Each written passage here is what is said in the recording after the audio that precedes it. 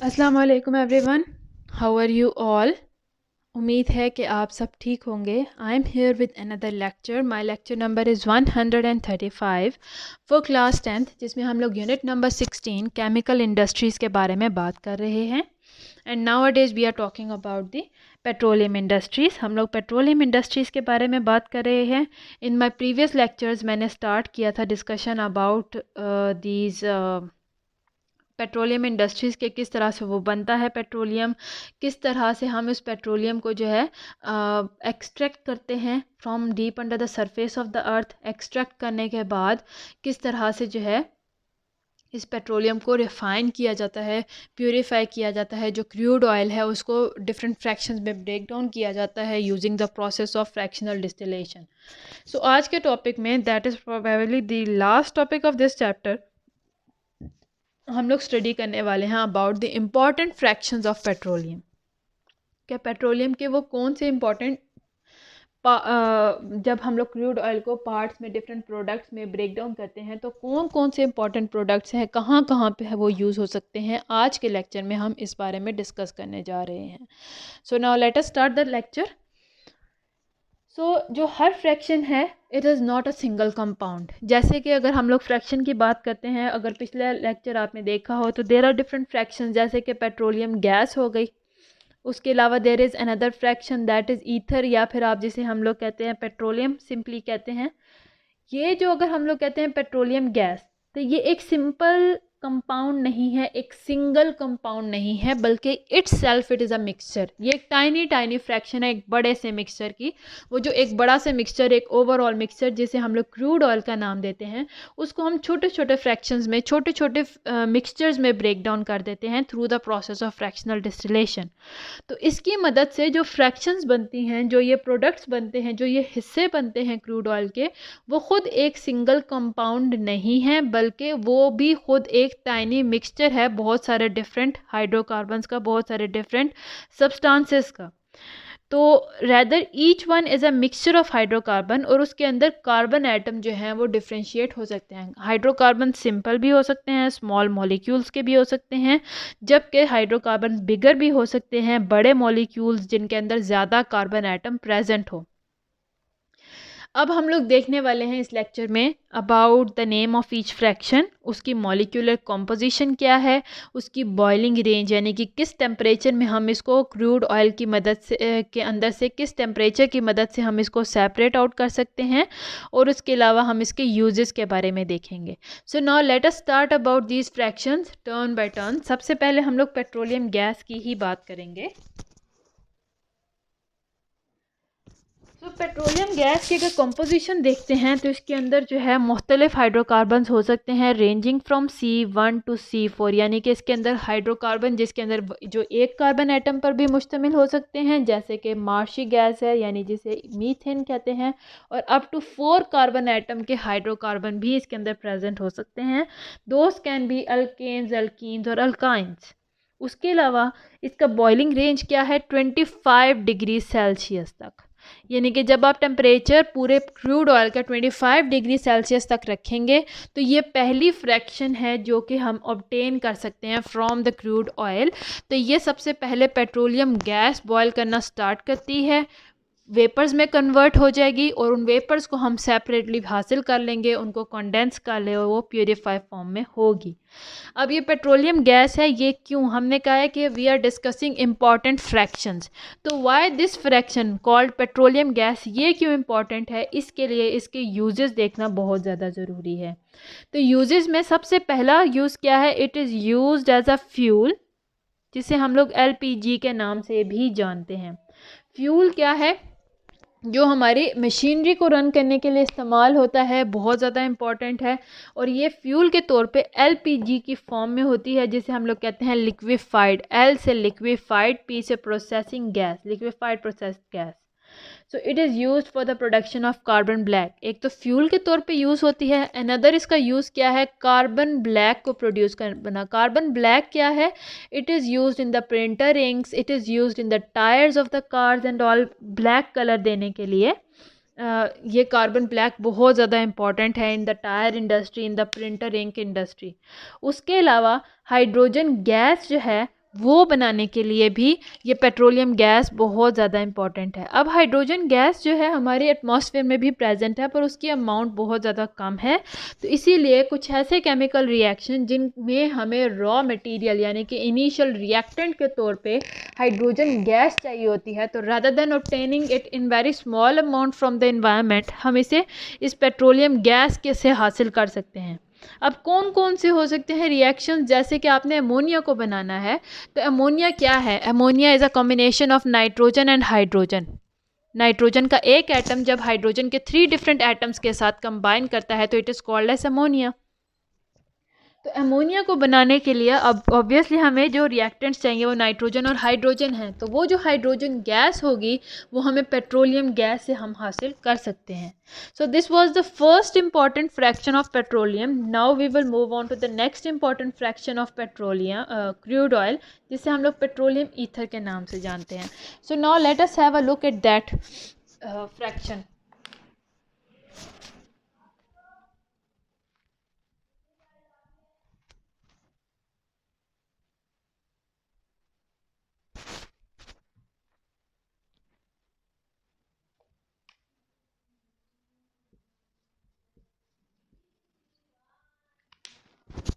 जो petroleum ether है ये सेकंड फ्रैक्शन है पेट्रोलियम की, क्रूड ऑयल की, और इसको हम लोग किस तरह से ऑब्टेन कर सकते हैं और ये इसकी क्या कॉम्पोजिशन है? Its composition ranges from hydrocarbons from C3 to C7।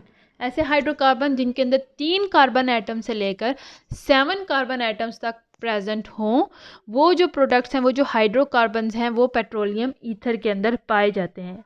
इसकी बॉइलिंग रेंज क्या है, इसकी टेम्परेचर रेंज क्या है? जैसा कि मैंने प्रीवियस वीडियो में भी बताया था, 30 डिग्री सेल्सियस से लेकर 80 डिग्री सेल्सियस तक, क्योंकि आप देख रहे हैं ये वाइड रेंज ऑफ मॉलिक्यूल्स हैं जिनके अंदर स्मॉलर मॉलिक्यूल्स हैं C3 जिनके अंदर कार्बन 3 एटम हैं, और बिगर मॉलिक्यूल्स भी हैं जिनके अंदर 7 एटम्स ऑफ कार्बन है।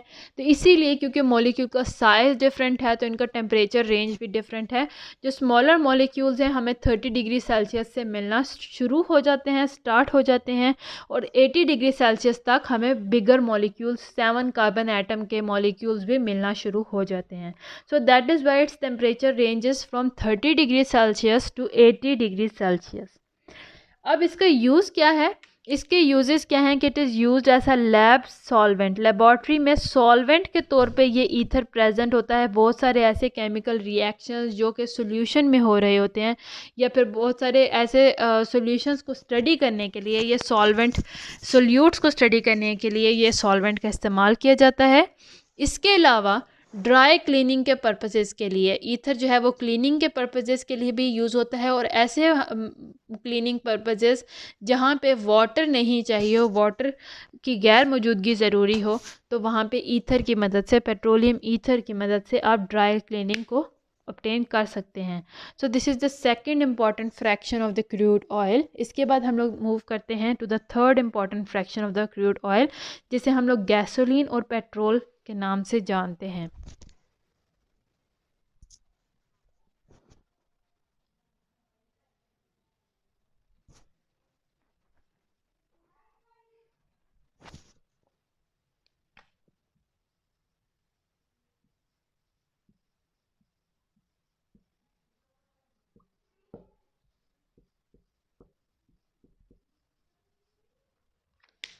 हाँ जी, तो थर्ड हमारे जो फ्रैक्शन है दैट इज़ गैसोलीन और पेट्रोल।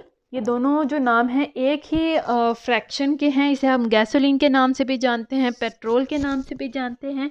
इसके अंदर जो हाइड्रोकार्बन्स हैं वो कार्बन 7 कार्बन से लेकर 16 कार्बन एटम्स तक मुश्तमिल होते हैं। No not 16, sorry, 10 carbon atoms तक ये प्रेजेंट होते हैं। तो यू कैन सी जैसे जैसे हम बिगर फ्रैक्शंस की तरफ जा रहे हैं, उसके कार्बन के नंबर के एटम्स इंक्रीज, कार्बन एटम के नंबर इंक्रीज होते जा रहे हैं, और जैसे जैसे कार्बन एटम नंबर इंक्रीज हो रहा है टेम्परेचर रेंज भी इंक्रीज हो रही है। पहले जो स्मॉलर थे पेट्रोलियम गैस, उसके अंदर कार्बन 1 से कार्बन 4 था, तो वो स्मॉलर टेम्परेचर 25 डिग्री सेल्सियस तक ऑब्टेन हो सकते थे।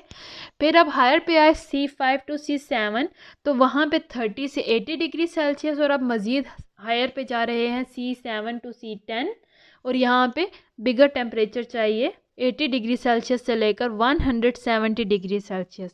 तो ऑब्वियसली 80 डिग्री सेल्सियस इस स्मॉलर मॉलिक्यूल के लिए होगा और 170 बिगर मॉलिक्यूल के लिए। जैसे जैसे आप बिगर हाइड्रोकार्बन मॉलिक्यूल की तरफ जाएंगे टेम्परेचर ज़्यादा चाहिए होगा उसको वेपराइज करने के लिए, उसको बॉयल करने के लिए, तो इसीलिए इसका टेम्परेचर ज़्यादा है क्योंकि कार्बन का एटम का नंबर इंक्रीज़ होता जा रहा है।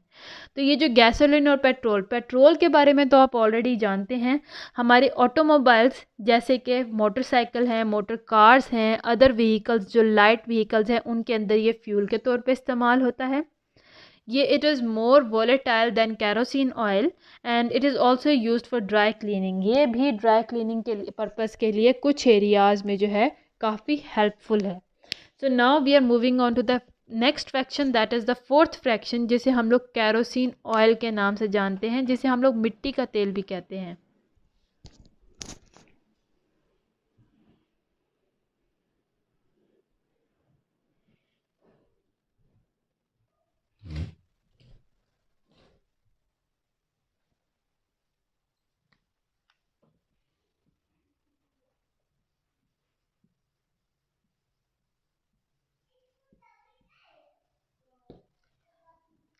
सो this fourth fraction is called as kerosene oil. इसके अंदर मज़ीद अब कार्बन का नंबर इंक्रीज हो जाता है फ्रॉम C10 टू C12। तो इसके अंदर आप देख रहे हैं as compare to petroleum gas इसके मॉलिक्यूल जो हैं बिगर होंगे, इसके मॉलिक्यूल्स हैवियर होंगे क्योंकि उसके अंदर कार्बन का नंबर ज़्यादा है और ये इसका टेम्परेचर रेंज भी ज़्यादा है from 170 degree Celsius to 250 degree Celsius. तो टेम्परेचर इंक्रीज़ हो रहा है जैसे जैसे जो है कार्बन का नंबर इंक्रीज़ हो रहा है। तो where it is used as a domestic fuel. घरों में जैसे मिट्टी का तेल है घरों के यूज़ के लिए, तो it is used as a domestic fuel. उसके अलावा इसकी एक स्पेशल ग्रेड जो है, इसका एक स्पेशल, जब इसको अपग्रेड किया जाता है, मज़ीद इसको प्रोसेस किया जाता है, तो वो जेट फ्यूल यानी एरोप्लेन जेट्स के लिए भी फ्यूल के तौर पे इस्तेमाल होता है। After that comes the fifth fraction, that is the diesel oil. Diesel के नाम से भी आप वाकिफ़ होंगे, हैवी जो ऑटोमोबाइल्स हैं उनको यूज़ करने के लिए। इसके अंदर जो कार्बन की रेंज है it is starting from carbon number 13 till carbon number 15। आप देख सकते हैं मज़ीद आप जो है ये इसके जो हाइड्रोकार्बन के मॉलिक्यूल्स हैं वो बिगर हैं। टेम्परेचर भी इसका इंक्रीज़ हो गया है फ्रॉम टू, इसको ऑब्टेन करने के लिए from 250 degree Celsius to 350 degree Celsius, यानी इतना हाई टेम्परेचर आपको चाहिए डीजल ऑयल को ऑब्टेन करने के लिए। It is used as a fuel for different things like buses के अंदर, ट्रक्स के अंदर, रेलवे इंजन्स के लिए, ट्यूबवेल में जो इंजन इस्तेमाल होते हैं उसके अंदर, और उसके अलावा हैवी व्हीकल्स को रन करने के लिए rather than petrol diesel oil use होता है क्योंकि पेट्रोल जो है वो स्मॉल मशीनरी, लाइटर मशीनरी को रन करने के लिए इस्तेमाल होता है और हैवियर मशीनरी के पर्पज़ के लिए डीजल ऑयल का इस्तेमाल किया जाता है। Then comes the next category, that is the next fraction, the last important fraction of crude oil, that is the fuel oil। और इसके अंदर जो कार्बन का नंबर है वो मैक्सिमम है from carbon number 15 to carbon number 18। तो चूँकि ये बिगेस्ट है among the all the previous fractions, इसीलिए इनका टेम्परेचर भी बहुत हाई चाहिए होता है, that is 350 to 400 degree Celsius. ये शिप्स में इस्तेमाल होता है, इंडस्ट्रीज़ में इस्तेमाल होता है और टू हीट बॉयलर्स और फर्नेसेस को हीट अप करने के लिए ये एक इम्पॉर्टेंट फ्रैक्शन है क्रूड ऑयल की। तो इसके अलावा अब 400 डिग्री सेल्सियस तक आपने टेम्परेचर इंक्रीज़ किया स्टार्टिंग फ्रॉम 25, तो 400 डिग्री सेल्सियस तक अब ये फ्यूल ऑयल भी इवेपोरेट हो जाएगा, वेपर की फॉर्म में आपको मिल जाएगा। आप उसको कूल डाउन करेंगे और कंडेंस कर लेंगे तो वो आपको फ्यूल ऑयल जो है प्योर फॉर्म में मिल जाएगा।